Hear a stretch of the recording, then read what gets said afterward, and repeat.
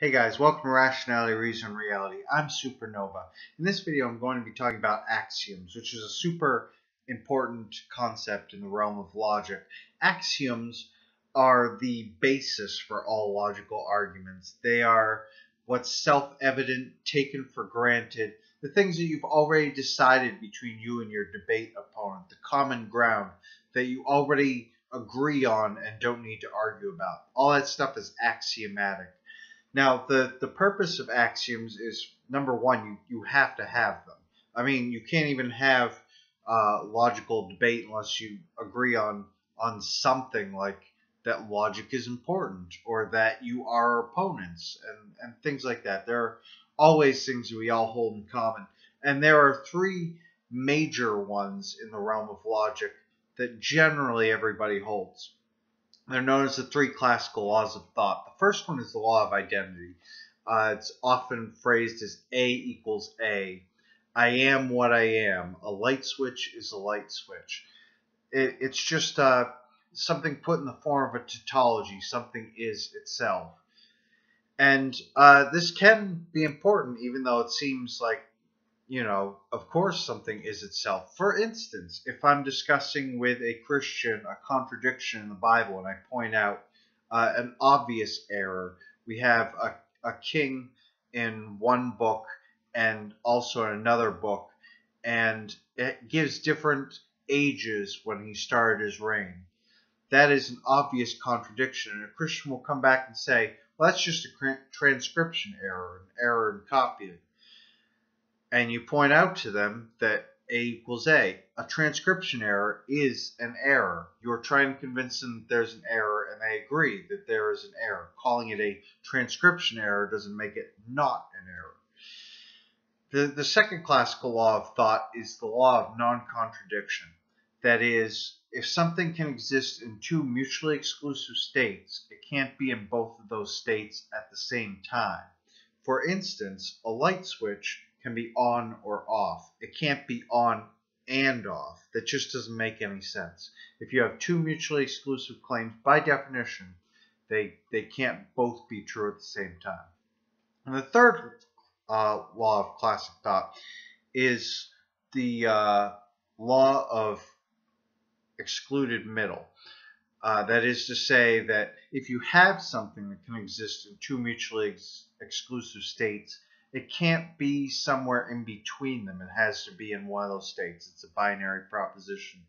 For instance, if you have a light switch, it has to be on or off, but it can't be on-ish. It can't be somewhere in between on and off.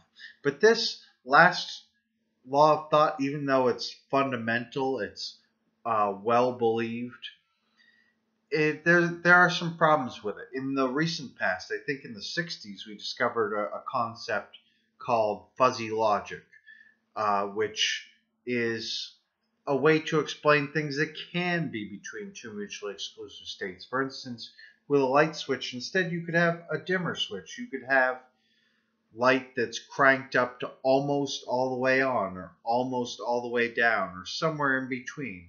It really can be on-ish or off-ish. You can say it's mostly on or kind of on or a little on. And that's perfectly okay. That doesn't break logic. It does break this third law of classical thought, which is why I don't quite hold to it, and a lot of people don't anymore. I'm not going to explain how fuzzy logic works. I am just going to post a link below to a great video that showed me how it works by a YouTuber that I well respect and who understands the topic. Now, the major problem with axioms, though we depend on them and we have to have them, is that you have to share them with your opponent.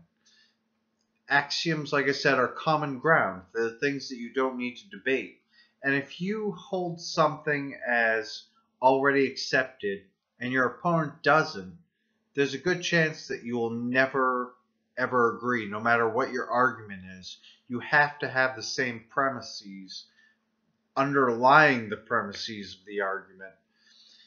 And we atheists often come across this problem when we're discussing things like contradictions in the Bible with Christians. Christians are often presuppositionalists, which means they presuppose that the Bible is true. This is an axiom. They take it as axiomatic that the Bible is true. And if you're trying to prove that the Bible isn't true, you simply can't do it unless they drop this axiom. It's impossible. No matter what contradiction you show them, they will say, yeah, but the Bible's true. So this apparent contradiction is not really a contradiction, because I've started with this premise that won't possibly allow me to come to the conclusion that the Bible is not true. Like Christians often say, garbage in, garbage out. You start with a bad premise and you're going to come to a bad conclusion. And if Christians can't understand why this is a problem, they ought to consider trying to discuss religion with a Muslim who believes that the Quran is definitely true, no matter what you say. How are they going to convince that Muslim that they're wrong? They can't. You can't convince a presuppositionalist that they're wrong. And obviously, these beliefs are not self-evident, because Christians don't automatically believe in the truth of the Quran, just like the Muslims don't believe in the truth of the New Testament. It's not self-evident. We atheists don't believe in any of them. It doesn't matter how evident it is to you. It has to be evidence to everybody in the discussion, or you're going to get nowhere. Anyway, I hope you learned something. I definitely hope you see that video, because it's very useful and entertaining and educational. And feel free to comment below. I'll be coming out with more videos soon, I promise. I've just been on a break, but I've got more already videotaped. Anyway, peace out.